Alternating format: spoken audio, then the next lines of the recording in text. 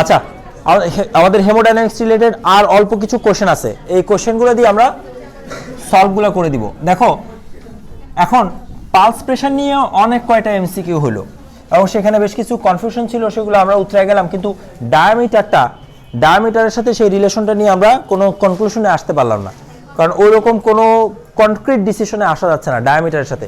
তাছাড়া পালস প্রেশারের সম্পর্ক ইলাস্টেন্সের সাথে, কমপ্লায়েন্সের সাথে বা আদার যে ডিজিজগুলোর সাথে আছে সেগুলোর সাথে পালস প্রেশারের সম্পর্ক মোটামুটিভাবে এস্টাবলিশ করা গেছে। হ্যাঁ, সো ওইগুলাই হচ্ছে ট্রু অ্যান্সার। এখন আসো আমরা ভেলোসিটিগুলো একটু দেখি।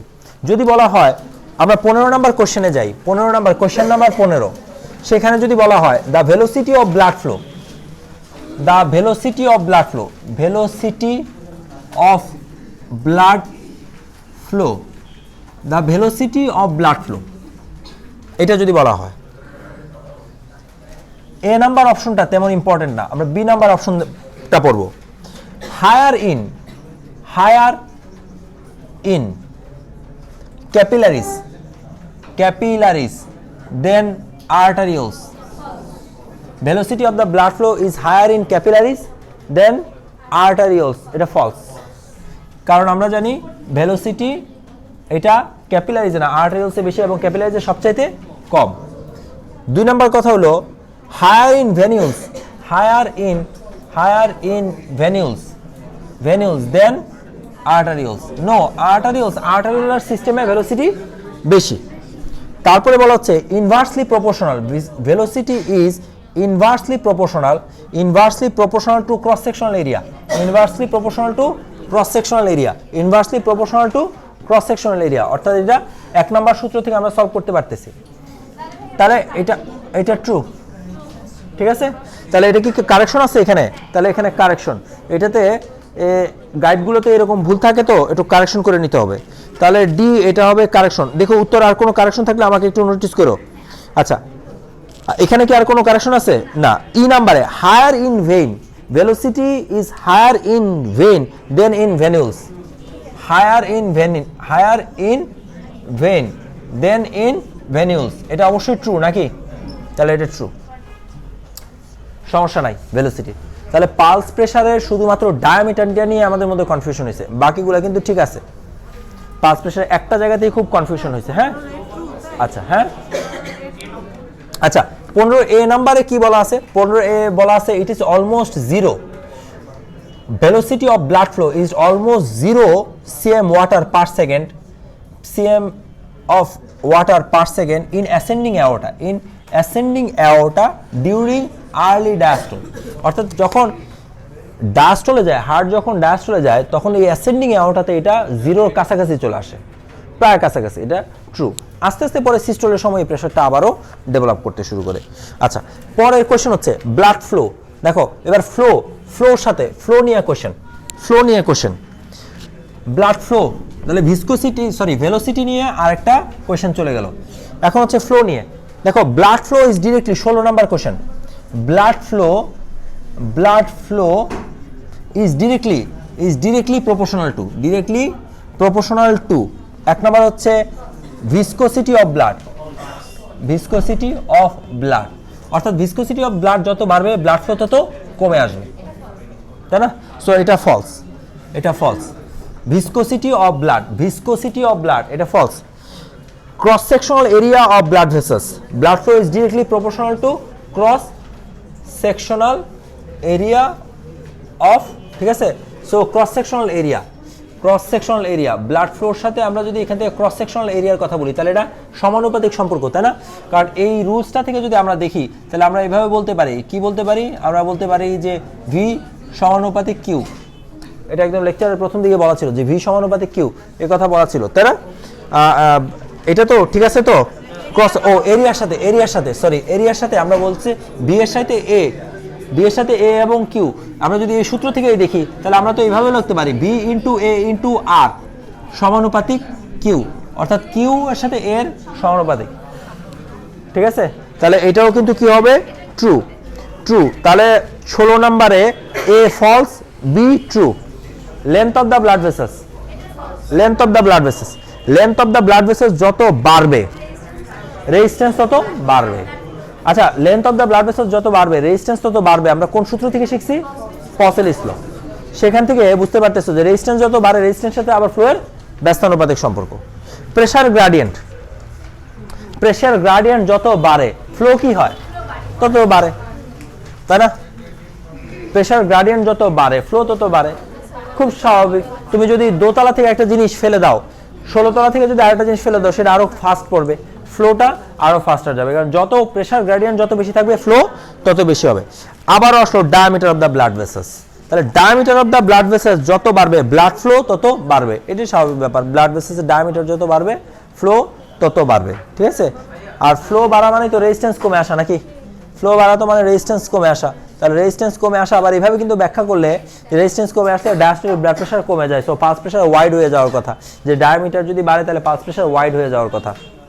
এটা খুবই কনফিউজিং লাগতেছে, আবার অন্য কোনো সূত্র দিয়ে ব্যাখ্যা করলে এটা একটু অন্যরকম হয়ে যায়। যাই হোক, আমরা এতটুকু পর্যন্ত ক্লিয়ার থাকি যে ব্লাড ভেসেলসের ডায়ামিটার বেড়ে গেলে ব্লাড ফ্লোও বাড়বে, ভেসেলসের ডায়ামিটার বাড়লে রেজিস্ট্যান্স কমে যাবে, রেজিস্ট্যান্স কমে গেলে ফ্লো বাড়বে, এভাবে ব্যাখ্যা করা যায়। আচ্ছা, নেক্সট কোশ্চেন, 17 নম্বর question, resistance to blood flow. Resistance to blood flow, হ্যাঁ 16 নম্বরের বি, 16 নম্বরের বিতে বলা আছে ব্লাড ফ্লো, 16 বিতে বলা আছে blood flow is directly proportional to, ওই যে কিছুক্ষণ আগে বলতেছিলাম, blood flow is directly proportional to, is directly proportional to what? B নম্বরে কি বলা হচ্ছে? Cross sectional area, cross sectional area. আমরা বলছি দেখো আমাদের সূত্র ছিল V, V Q by A. So আমরা বলতেছিলাম যে এই সূত্রটাকে যদি আমরা এভাবে নিয়ে আসি, V A equal to Q, অর্থাৎ এ সমানুপাতিক কিউ, অর্থাৎ কিউ যত বাড়বে এ যত বাড়বে কিউ তত বাড়বে, তো ব্লাড ফ্লো ক্রস সেকশনাল এরিয়ার সাথে বাড়ে। ওই যে কোশ্চেনটা একজন করতেছিল যে এটা তো কনস্ট্যান্ট, কিন্তু আমরা বলছিলাম কি কনস্ট্যান্ট ইজ বায়োলজিক্যাল সিস্টেমের ক্ষেত্রে, কিন্তু যখন আমরা ফিজিক্সের রুলসে চলে আসবে তখন কিন্তু এটা আবার এরকমভাবে চলে আসে। তাহলে রেজিস্ট্যান্স, 17 নম্বর question, resistance, resistance question number 17, resistance 17 নম্বর question, resistance, resistance to blood flow, to blood flow, resistance to blood flow is directly proportionate to velocity of blood flow। তাহলে বলা হচ্ছে যে resistance to blood flow is directly proportional to velocity of blood flow। তাহলে কি হবে? রেজিস্ট্যান্সের সাথে velocity কি ধরনের সম্পর্ক? ব্যস্তানুপাতিক, ভেলোসিটির সাথে ব্যস্তানুপাতিক, সো ইট ইজ ফলস। আচ্ছা, 2 নম্বরে বলা আছে inversely proportional to radius of the blood vessels.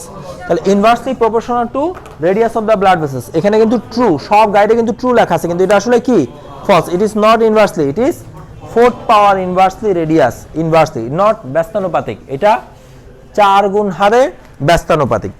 3 নম্বর option, option number C, option number C, inversely proportional to cross sectional area of the blood vessels, inversely proportional to cross sectional area of blood vessels, inversely proportionate to cross sectional area of blood vessels। খেয়াল করেন আমাদের একটা সূত্র ছিল v equal to q by ar, তাহলে আমরা বলতে পারি v into a into r equal to q, তাই না?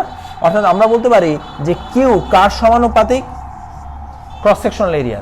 তাহলে ব্লাড ফ্লো ক্রস সেকশনাল এরিয়ার সাথে সমানুপাতিক, ব্লাড ফ্লো, ঠিক আছে, এই হিসাবগুলা। তাহলে আমাকে কোনটা বলা হয়েছিল যে cross sectional area? C number, inversely proportional নাকি এটা? এটা হচ্ছে, এটা কি রেজিস্ট্যান্সের সাথে? সরি বলা হচ্ছিল কি যে resistance of blood flow is inversely proportional to cross sectional area. Resistance, তাহলে রেজিস্ট্যান্স আমরা আরটাকে এই পাশে নিয়ে আসি, তাই না? অনলি আর কে এই পাশে নিয়ে আসি, V into R equal to Q by A, এভাবে যদি নিয়ে আসি তার মানে এখান থেকে আমরা কি পাচ্ছি বলো দেখি? ইনভার্সলি রেজিস্ট্যান্সের সাথে এরিয়া কি? ইনভার্সলি। অর্থাৎ আমরা যদি বলি আমাদের ক্রস সেকশনাল এরিয়া বেড়ে গেছে, তার মানে রেজিস্ট্যান্স কি হয়ে যাচ্ছে? কমে যাচ্ছে। তাহলে এটা ইনভার্সলি প্রপোর্শনেট না, এটা সরি ইনভার্সলি প্রপোর্শনেট, তাই না? So it is true, true. তারপরে directly proportion to the length of the blood vessels, Poiseuille's law থেকে বলা যায় length of the, directly proportional to hematocrit, hematocrit viscosity of the blood vessels।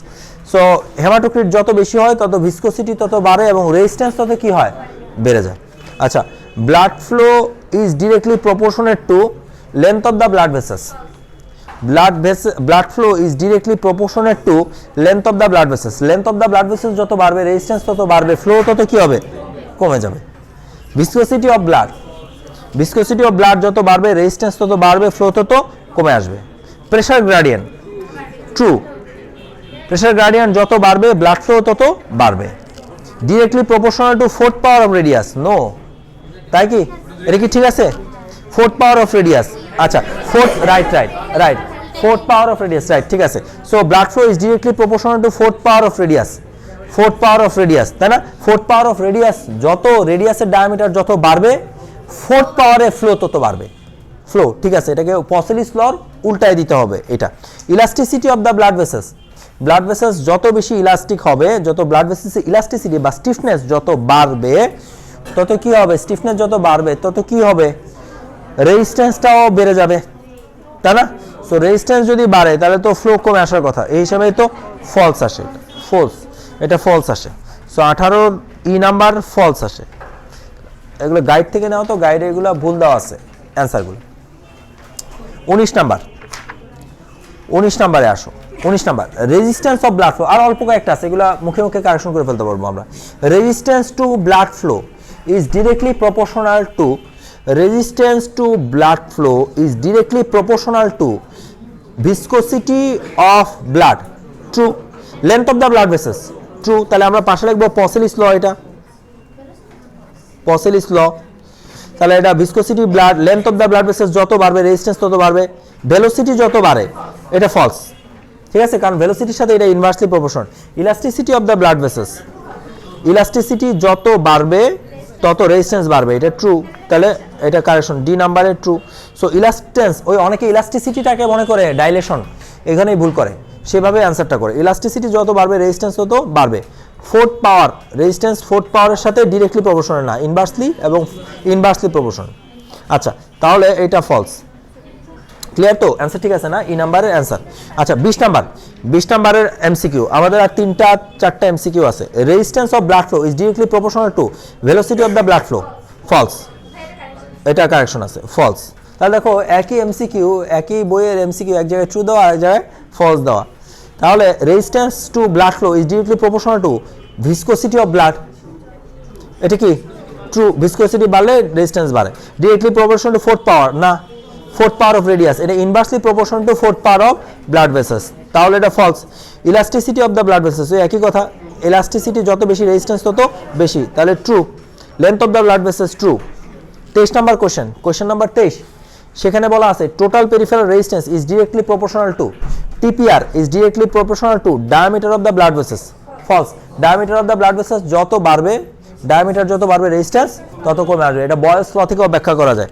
Length of the blood vessels যত বাড়বে total peripheral resistance তত বাড়বে, true. Total peripheral resistance is directly proportional two length of the blood vessels, true, তাই না? Total peripheral resistance is directly proportional two elasticity of the blood vessels, elasticity যত বাড়বে resistance তত বাড়বে, total peripheral রেজিস্ট্যান্সও তত বাড়বে। সো এটা হবে ট্রু।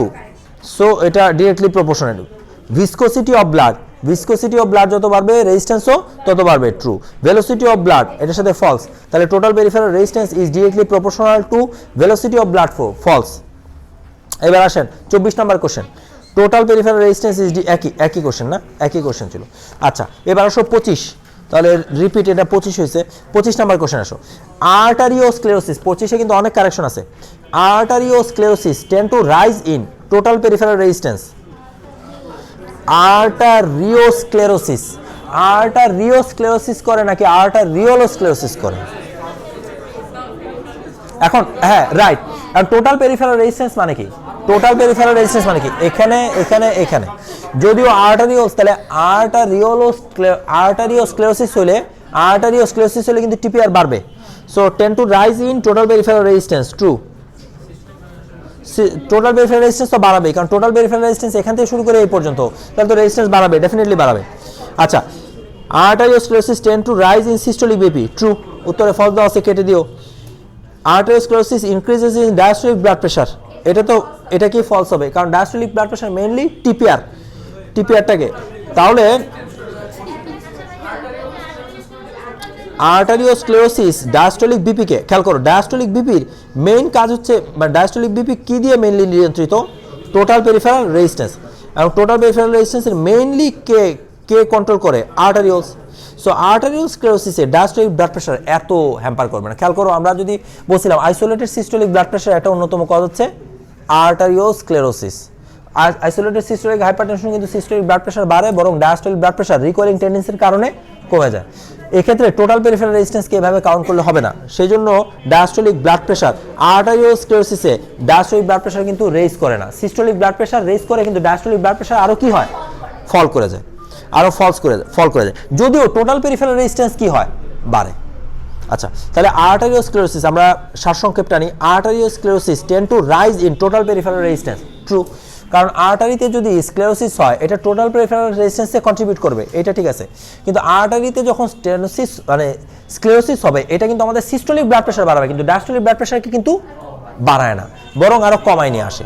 সেই জন্য আমরা বলছি arteriosclerosis tend to rise in total peripheral resistance, মানতেছি। সিস্টোলিক ব্লাড প্রেশার বাড়ায়, এটাও ট্রু। এবং ডায়াস্টোলিক ব্লাড প্রেশারকে বাড়ায়, এটা কিন্তু ফলস, তাই না? আর পালস প্রেশারকে বাড়ায়, এটা কিন্তু ট্রু। এবং ইলাস্টেন্স অফ ব্লাড ভেসেলসকে বাড়ায়, এটাও কিন্তু ট্রু। ইলাস্টেন্সকে বাড়ায়, এটাও কিন্তু ট্রু। ঠিক আছে তো? আচ্ছা, এবার দেখো আর্টারিওলোস্ক্লেরোসিস একই। আচ্ছা, আর্টারিওলোস্ক্লেরোসিস, তাই না? আর্টারিওস্ক্লেরোসিস একই কোশ্চেন। ওকে, ঠিক আছে। তাহলে আর্টারিওস্ক্লেরোসিস, ওকে। আচ্ছা, একই কোশ্চেন দেখো, arteriosclerosis tend to rise in systolic blood pressure, true. Diastolic blood pressure false, pulse pressure true. তারপরে আর্টারিয়াল ইলাস্টিসিটি, এটা ট্রু হবে, কেটে ফলস দো। হ্যাঁ, মানে দুঃখের ব্যাপার কি দেখো, 25 নাম্বার এবং 26 নাম্বার একই বই থেকে সলভগুলো নেওয়া হয়েছে। 25 নাম্বারের কোশ্চেনের অ্যারেঞ্জমেন্ট দেখো, আর 26 নাম্বারের কোশ্চেনের অ্যারেঞ্জমেন্ট দেখো, উত্তর দেখো, টোটাল আলাদা।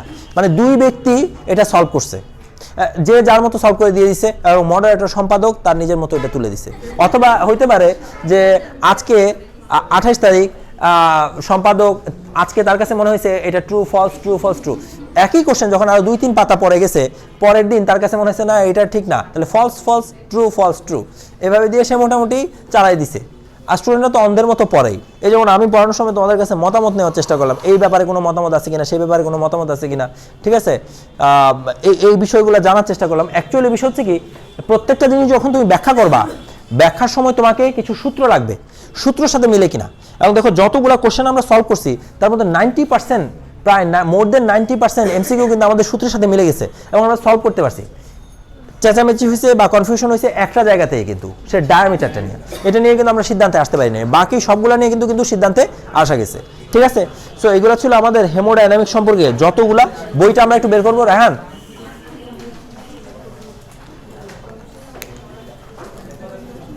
তাহলে আমরা বই থেকে দেখবো লিন্ডা ফিজিওলজি, এক্ষেত্রে আমাদেরকে খুব ভালো সাহায্য করবে। লেকচার থেকে আমি সবকিছু গুছাই দিচ্ছি।